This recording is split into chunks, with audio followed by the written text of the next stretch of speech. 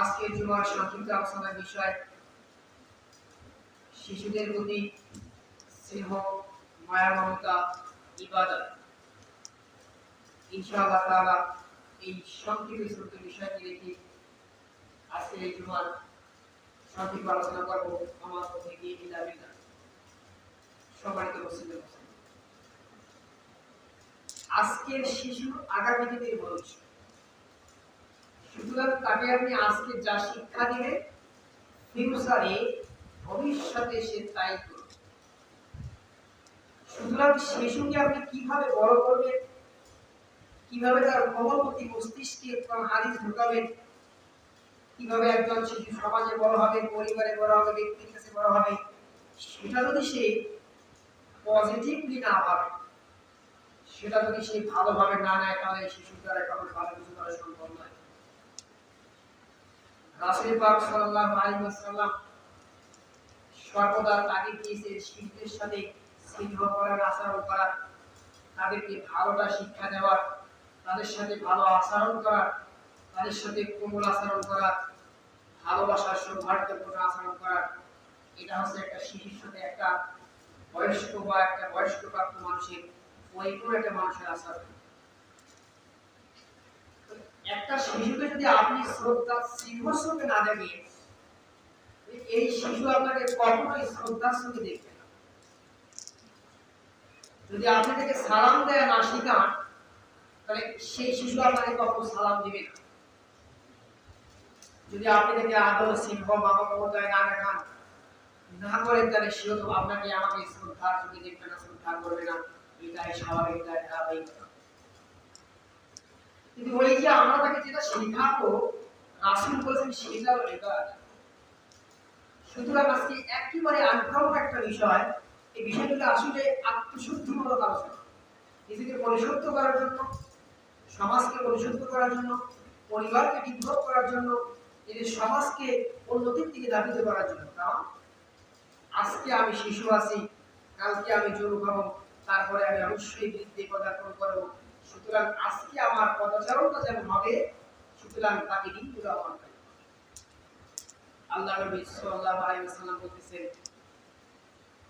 মাল্লাম ইয়ারহাম সাগীরানা, যে ব্যক্তি ছোটদের স্নেহ করবে না, ছোটদের আদর করবে না, মায়া, মহব্বত, ভালোবাসা প্রদর্শন করবে না, ইয়ারিফ হাক্কাহু কাবীরানা ফালাইসিনা, এবং বড়দের প্রতি সম্মান প্রদর্শন করবে না, শ্রদ্ধাশীল আচরণ করবে না, সে ব্যক্তি যে আমার দলভুক্ত নয়।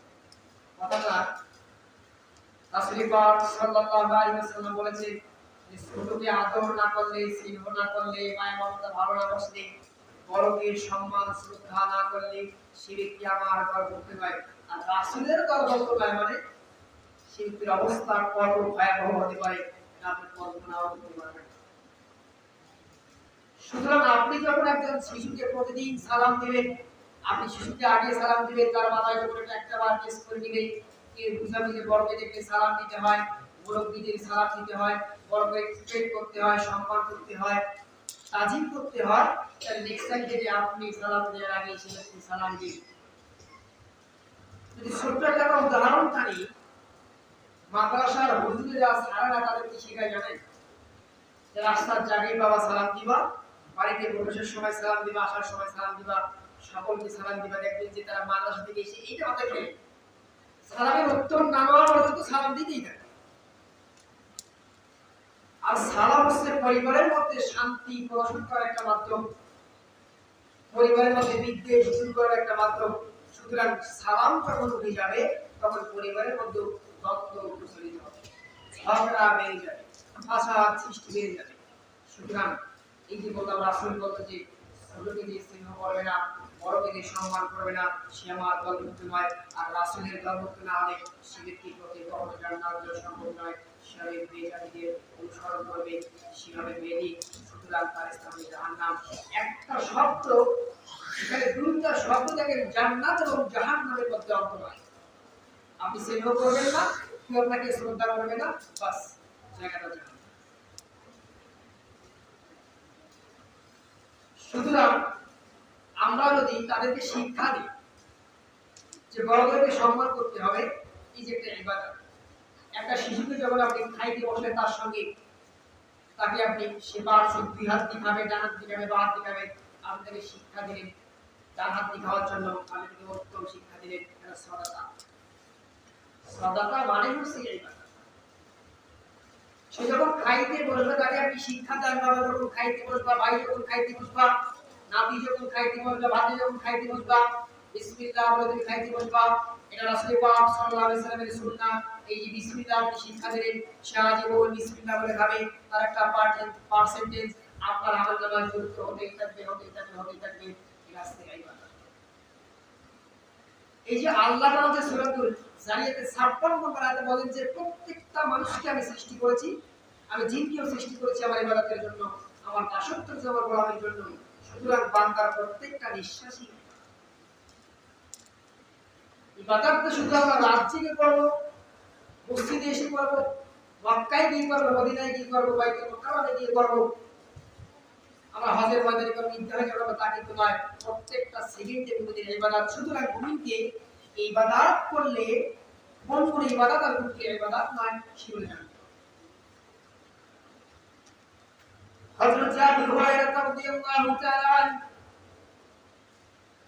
আল্লাহর নবী সাল্লাল্লাহু আলাইহি ওয়াসাল্লামের সাহাবী বর্ণনা করতেছেন, আল্লাহর নবী সাল্লাল্লাহু আলাইহি ওয়াসাল্লাম হযরত হুসাইন ইবনে আলী রাদিয়াল্লাহু তাআলা আনহু আল্লাহর নবী সাল্লাল্লাহু আলাইহি ওয়াসাল্লামের পরিজান টুকরাটি বর্ণনাকে দাবি আবু হুরায়রা বলতেছেন, তিনি তার নাতিকে চুম্বন করলেন। এমন এক সময় রাসূল পাক সাল্লাল্লাহু আলাইহি ওয়াসাল্লামের সামনে একজন সাহাবী বসা ছিলেন। সাহাবী বলে, ইয়া রাসূলুল্লাহ সাল্লাল্লাহু আলাইহি ওয়াসাল্লাম, আমার 10টা সন্তান, আমি কোনদিন আমার সন্তানকে চুম্বন করে নাই, চুমো খাই নাই। রাসূল পাক সাল্লাল্লাহু আলাইহি ওয়াসাল্লাম তার দিকে তাকালেন এবং বললেন যে দয়া করে না তার সে ব্যক্তি পায় না, যে দয়া করে না সে দয়াও পায় না। তার সন্তান হচ্ছে 10টা, সে কোনদিন কারো চুমো খায় নাই। সুতরাং চুমো না খেলে ভালোবাসা বৃদ্ধি পাবে কিভাবে? দুনিয়ার জমিনের দিকে তাকান, অনেক দাদা এবং নাতির সম্পর্কটা, নানা এবং নাতির সম্পর্কটা এত বেশি ঘনিষ্ঠ হয়ে যায়, এত বেশি ঘনিষ্ঠ হয়ে যায়। তারা যদি মারা যায়, তার না যদি মারা যায়, দেখবেন সে বেহুশ হয়ে যায়। সবচাইতে বেশি হয় সেই কান্না করে, কারণ তার সাথে সম্পর্ক ভালো ছিল। সবচাইতে দেখাশোনা তার নানাই তাকে বেশি করত, কারণ তার সাথে সম্পর্কটা ছিল ভালো। সুতরাং রাসূল পাক সাল্লাল্লাহু আলাইহি ওয়াসাল্লামের সাথে তার নাতির সম্পর্ক ছিল সবচাইতে বেশি ভালো। রাসূল পাক সাল্লাল্লাহু আলাইহি ওয়াসাল্লাম হাদিস দ্বারা শিক্ষা দিলেন, যদি কারো নাতি থাকে, যদি কারো নাতি থাকে, আর যদি কারো সন্তান সন্ততি থাকে, যদি কারো ভাতিজা থাকে বা ভাই থাকে, ছোট অবস্থায় তোমরা তাকে চুম্বন করো, তোমরা তাকে চুমা দাও। আর এই চুমা দেওয়াটা হচ্ছে রাসূল দিয়েছেন মানে ইবাদত, রাসূল দিয়েছেন সেটা রাসূলের সুন্নাহ। সুতরাং রাসূলের সুন্নাহ মানলেও ইবাদত করি। সুবহানাল্লাহ। আমাদের মধ্যে ইনশাআল্লাহ তাআলা ছোট বাচ্চার সাথে কখনো কর্কশ ভাষায় কথা বলা না। কোনটা হালাল, কোনটা হারাম, কোনটা নিষেধ, কোনটা অবৈধ, কোনটা বৈধ, তাকে শিক্ষা দিতে হবে। কারণ ছোট মানুষের কৌতূহল হৃদয়ে সবসময় প্রশ্ন জাগে। আর এই প্রশ্নের উত্তরটা যদি আমরা পজিটিভলি দেই, সঠিকভাবে দেই, ভালোভাবে দেই, তাহলে সেটা তার মাথায় কেমন পর্যন্ত থাকে। কারণ কথায় আছে যে ছোট মানুষের হৃদয় হচ্ছে খোদাই করা পাথরের, খোদাই করা পাথরের ভিতরে যেমন মধ্যে যেমন লেখলে সেটা আজীবন টিকে থাকবে, মুছে যাবে না। সেরকম ছোট বাচ্চাকে কোনো একটা শিক্ষা দিলে সে বাচ্চাটাও কখনো ভুলে যাবে না। ছোট একটা হাদিস আমাদের সকলেরই জানা। আজকে আলোচনা সম্পর্কে যেহেতু সম্পৃক্ত, আমি একটু মনে করে দিচ্ছি। আমরা সকলেই জানি যে মানুষ মারা যাওয়ার পর তার 3টা আমলের চর্চা করা থাকবে। 2টা বাদ দিয়ে দিলাম আজকে আলোচনায়। একটা আছে তার নেক সন্তান। এই নেক সন্তান যখন তার জন্য দোয়া করবে, আল্লাহ সুবহানাহু ওয়া তাআলা তার দরবারে কোনো পর্দা থাকবে না, কোনো আড়াল নাই, কোনো বাধা নাই, কোনো বিপত্তি নাই, সরাসরি আল্লাহ সুবহানাহু ওয়া তাআলা কবুল করবেন। এই নেক সন্তান আপনি কিভাবে তৈরি করবেন? আপনার সন্তান যখন শুইতে যায়, আপনি থেকে রাসূলের শিক্ষা দেয়া হাদিস দোয়া শিক্ষা দেন, বিছানার শোয়ার দোয়া যখন একসঙ্গে উঠে সেই দোয়াটা আপনি শিক্ষা দেন, সে যতদিন দুনিয়ার জীবনে বেঁচে থাকবে সে এই দোয়াটার উপর আমল করবে, মানে রাসূলের সুন্নাহর উপর আমল করবে, মানে এর একটা পার্সেন্টেজ আপনারা বলতে পারেন। তাহলে আমি অবশ্যই সফল পিতা তখনই হব, তখন এই সন্তানটা নেক সন্তান হবে যখন রাসূল পাক সাল্লাল্লাহু আলাইহি ওয়াসাল্লামের সুন্নাহ এবং আল্লাহ সুবহানাহু ওয়া তাআলার কোরআনুল কারীম অনুযায়ী জীবন যাপন। তারপরে আমরা আসবো, তাহলে এক নম্বর বললাম যে রাসূল পাক সাল্লাল্লাহু আলাইহি সাল্লাম তিনি বললেন যে ছোটকে স্নেহ করতে হবে, বড়কে সম্মান করতে হবে। স্নেহ এবং সম্মান না করলে সে আমার দলভুক্ত হবে না, সে আমার দল থেকে খারিজ হয়ে যাবে। আর তারপরে যে নম্বর হাদিস যেটা বললাম সেটা হচ্ছে যদি কারো নাতি থাকে, নাতি থাকে, যদি কারো ভাতিজা থাকে, ভাই থাকে, সন্তান থাকে, তাকে বেশি বেশি চুমো করা, বেশি বেশি তাকে চুমো খাওয়া, এটা রাসূলের সুন্নাহ, আমরা খাবো ইনশাআল্লাহ তাআলা। আল্লাহ রাসূল সাল্লাল্লাহু আলাইহি ওয়াসাল্লাম তিনি ছিলেন ইতিম, সুতরাং ইতিমদের প্রতি তার একটা বেশি ভালোবাসা ছিল, ইতিম শিশুদের প্রতি তার একটা বেশি টান ছিল। রাসূল পাক সাল্লাল্লাহু আলাইহি ওয়াসাল্লাম বলেছেন, যদি কোনো মানুষ এতিম শিশুর উপর হাত বুলিয়ে দেয়, কি বুলিয়ে দেয়, মাথার উপর যদি হাত বুলিয়ে দেয়, তার হাতের নিচে যতগুলো চুল থাকবে, পশম থাকবে, তত পরিমাণ নেকি আল্লাহ সুবহানাহু ওয়া তাআলা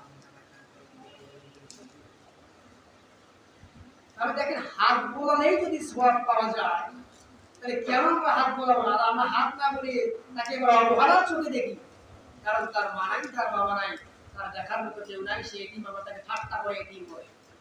অথচ রাসূল পাক সাল্লাল্লাহু আলাইহি ওয়াসাল্লাম অসংখ্য হাদিস দ্বারা বলেছেন যে এতিমদের মর্যাদা সাধারণ শিশুর চাইতেও বেশি, কারণ রাসূল পাক সাল্লাল্লাহু আলাইহি ওয়াসাল্লাম বলতেছেন যে আমি এবং যে এতিমের লালন পালনকারী, এতিমের লালন পালনকারী এবং আমি জান্নাতের মধ্যে এমন থাকবো, কেমন থাকবো, এমন থাকবে।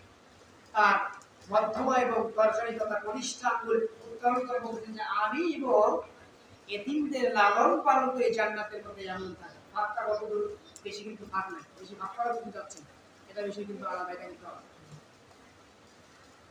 সুতরাং রাসূল পাক সাল্লাল্লাহু আলাইহি ওয়াসাল্লামের পাশে থাকেন, জান্নাতে থাকার ওয়াদা দিয়ে থাকেন, তাহলে তারপর আমাদের লালন পালনের ভাগটা কেমন করতে হবে। শুধু কি তাই, কোরআনুল কারীমের অসংখ্য আয়াতে আল্লাহ সুবহানাহু ওয়া তাআলা এতিম শিশুদের উপর, এতিমদের উপর সদাচরণ কথা বলেছেন। আল্লাহ সুবহানাহু ওয়া তাআলা বলে দিয়েছেন সূরাতুল মাউনের মধ্যে একেবারে ছোট কিছু। আল্লাহ বলেন আর আইতাল্লাযী ইউকাযযিবু বিদ্দীন ফাযালিকাল্লাযী ইয়াদউল ইয়াতীম।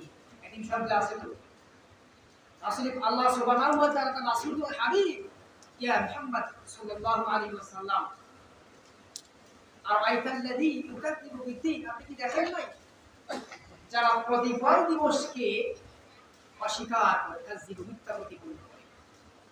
প্রতিফল দিবস মানে যারা কিয়ামতকে অস্বীকার করে, যারা কিয়ামতকে মিথ্যা প্রতিপন্ন করে, মিথ্যা জ্ঞান মনে করে, যারা কিয়ামতকে কিয়ামতই মনে করে না, দুনিয়ার মনে হয় শেষ, বললেই মনে হয় সবকিছু শেষ। আপনি কি তাদেরকে দেখেননি? আর আই আপনি কি তাদেরকে দেখেন না? ইয়া রাসূলুল্লাহ সাল্লাল্লাহু আলাইহি ওয়াসাল্লাম, ফাযালিকাল্লাযী ইয়াদউল ইয়াতীম, আর তারাই, তারাই তো এতিমদেরকে ধাক্কা দেয়, এতিমদের সাথে তারা কর্কশ আচরণ। সুতরাং যারা এখানে দেখেন 2 নম্বর আয়াতটা আল্লাহ সুবহানাহু ওয়া তাআলা বলছেন যারা এতিমদের সাথে কর্কশ ভাষায় কথা বলে, গলা ধাক্কা দেয়, খারাপ আচরণ করে, সুতরাং তারা কিয়ামতকে অস্বীকার করে। আর কিয়ামতকে অস্বীকার করা মানে সে ব্যক্তি কাফির, সে ব্যক্তি রাসূল পাক সাল্লাল্লাহু আলাইহি ওয়াসাল্লাম হাদিসকে অস্বীকার করেছে, আল্লাহ সুবহানাহু ওয়া তাআলা কোরআনুল কারীমে আয়াতকে অস্বীকার করেছে। সুতরাং এই যে কয়েকটা কথা বললাম, প্রত্যেকটা কথাই হচ্ছে শিশু সন্তানদের সাথে আপনাকে প্রমাণিত আচরণ করতে হবে। সম্মানিত মুসলিম, আপনার সন্তান যখন 7 বছরে পদার্পণ করে, রাসূল পাক সাল্লাল্লাহু আলাইহি ওয়াসাল্লাম বলেন তখন আপনি তাকে নামাজের প্র্যাকটিস দেন, তখন আপনি তাকে সালাতের প্র্যাকটিস দেন, তখন আপনি তাকে সাথে সাথে মসজিদে নিয়ে আসেন, সাথে সাথে ঈদগাহে নিয়ে যান, সাথে সাথে জানাজার মধ্যে নিয়ে যান, সে নামাজের প্র্যাকটিস শিখবে, নামাজ চর্চা করবে। আর যখন তার বয়স 10 বছর হবে, সে যদি নামাজ না পড়ে তাকে লাঠি চার্জ করতে হবে, তখন তার ইসলামটা করে দাও, নামাজ পড়ার জন্য তাকে বাধ্য করতে হবে। হাদিস আছে। পড়িয়ে আমাদের সন্তানরা যখন মসজিদের মধ্যে চলে আসে, আমরা পাই মানে সিঁড়ি বেড়াতে অভিভাবক এবং সন্তান, এটা হাত ছেড়ে একটু খারাপ লাগে। আপনি যদি তাকে একটা দিন ধমক দেন, সে কিছু মনে করবে না। এই দিন ধমকের মনে করবে যে মসজিদ ধরে গেলে যাতে ধমক দেয়, মসজিদ ধরে গেলে কানা ধমক দেয়, মসজিদ ধরে গেলে আবার আর হয় না, মসজিদ আর যাবো না। সুতরাং সেই মসজিদ থেকে কি হলো, পৃথক হয়ে গেল।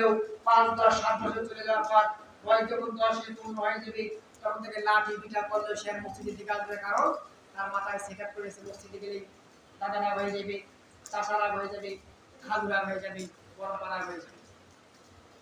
অথচ অন্যান্য মসজিদ দেখে, বাংলাদেশের মসজিদের খোঁজ নেন, ইউরোপিয়ান কান্ট্রিগুলো তথা মক্কা-মদিনার ওইদিকে মসজিদের খোঁজ নেন, তারা বলে যে ছোট বাচ্চাদের কোলাহল, ছোট বাচ্চাদের চিন্তা হাল্লা, তাদের খুনসুটি কান্না না হলে নামাজ পড়তে দিই, কারণ তারাই হচ্ছে আগামী দিনের মুসল্লি, তারাই আগামী দিনের ভবিষ্যৎ। আপনি কি চান আপনার ভবিষ্যৎ নষ্ট করতে? দেখেন 4 বছরের বাচ্চা যেটির মধ্যে ভাইরাল, সে আর্জেন্টিনার সব প্লেয়ারের নাম বলতে পারে, সে নাকি আর্জেন্টিনার সাপোর্টার। অথচ সেই বাচ্চাকে যদি প্রশ্ন করে দজ্জাল নবীর নাম বলতে, আমার মনে হয় সে বাচ্চা দজ্জাল নবীর নাম বলতে পারবে না, কারণ তার পিতামাতা তাকে সেভাবে শিক্ষা দেয়। শিক্ষা দিয়েছে আর্জেন্টিনা, শিক্ষা দিয়েছে ব্রাজিল, শিক্ষা দিয়েছে ফিফা ওয়ার্ল্ড কাপ হবে। সম্মানিত উপস্থিতি, সুতরাং এই কোমলমতি বাচ্চাগুলোকে এখন থেকে ভালো শিক্ষা দেয়। আপনি যাই শিক্ষা দিবেন সে তাই শিক্ষা গ্রহণ করবে। যে বাচ্চা ডান হাত দিয়ে খায়, আপনি তাকে বাম হাত দিয়ে খাওয়া শিক্ষা দেন, সে সেটাই শিখবে। সুতরাং প্রত্যেকটা ক্ষেত্রে আপনার সন্তানকে, আপনার নাতিকে, আপনার নাতনিকে, আপনার শিশুকে, আপনার ভাতিজাকে আপনি ভালোটা শিক্ষা দেন, আপনি ভালো জায়গায় নিয়ে যান। সম্মানিত মসজিদের মুসল্লি, আসুন আমরা আমাদের সন্তানগুলিকে ভবিষ্যৎমুখী করে তুলি, কারণ আশা করা যায় একজন সৎ সন্তান তার পিতাকে, একজন আলেম সন্তান তার পিতাকে, একজন হাফেজ হওয়ার পর যে হালালকে হালাল মনে করবে, হারামকে হারাম মনে করবে, রাসূলের সুন্নাহ এবং কোরআন অনুযায়ী চলবে, সেই সন্তানগুলো তার পিতাকে, তার মাতাকে, তার আত্মীয় স্বজনকেও জান্নাতে নিয়ে যাওয়ার জন্য ওসিলা হয়ে যায়, বলে সুবহানাল্লাহ। সুতরাং আপনি জান্নাতে দিতে চান, আপনার পাশেই জান্নাত, আপনি তাকে লালন পালন করেন, আপনি জান্নাতে যাবেন ইনশাআল্লাহ তাআলা। আসুন আমরা আজকের এই সংক্ষিপ্ত সময় থেকে বোঝার চেষ্টা করি যে আমাদের সন্তানগুলোকে আমরা কি করব, বেধর্মীমুখী করব নাকি ধর্মমুখী করব, তাদেরকে আমরা বেধর্মীদের কালচার শিখাবো নাকি আমরা তাদেরকে ইসলামিক কালচার শিখাবো। সম্মানিত মসজিদের মুসল্লি, এই যে কথাগুলো বললাম, কেউ বলবেন যার পাশে যে সন্তানগুলো থাকে সর্বদা তাকে সবসময় ভালো কথাগুলো শিক্ষা দেয়। আপনি আমার সন্তানকে যখন একটা তাসবিহ শিক্ষা দিবেন, সুবহানাল্লাহ, আলহামদুলিল্লাহ, লা ইলাহা ইল্লাল্লাহ, আল্লাহু আকবার, আপনি হয়তোবা বিশ্বাস করবেন না, যতদিন সে দুনিয়ার মধ্যে বেঁচে থাকবে আপনি মহাপাপী, তাকে আপনি শিক্ষা দিয়েছেন, এই শিক্ষার সওয়াব আপনি কিয়ামত পর্যন্ত পাবেন। কারণ 2 নাম্বারটা আছে উপকারী ইলম তথা বিদ্যা, এটা মানুষ মারা যাওয়ার পর তার কবরে আমলনামায় পৌঁছাতেই থাকে। সুতরাং মানুষকে সবসময় আপনি ভালো কথা দেন, কেন খোঁচামনা করবেন, কেন আপনি তার দোষটা ধরবেন? আপনি তো লেগে পড়েছেন তার দোষ ধরার জন্য, আপনি তার দোষ ধরা লেগে পড়ে আছেন। আল্লাহ সুবহানাহু ওয়া তাআলা আপনার যদি একবার জিজ্ঞাসা করে অমুক আজকে অমুক কথার তুমি আমাকে উত্তর দিয়ে যাও, এই ব্যক্তি শেষ পড়ে যাবে, আর উঠতে পারবে না। সুতরাং তার ঠিকানা জাহান্নাম। জান্নাতে দিতে চান আপনার সন্তানকে জান্নাতীর মতো মানুষ করুন, জান্নাতে দিতে চান আপনার সন্তানকে ভবিষ্যৎ প্রজন্ম তৈরি করার জন্য আপনি তৈরি করেন। আসসালামু আলাইকুম ওয়া রাহমাতুল্লাহ।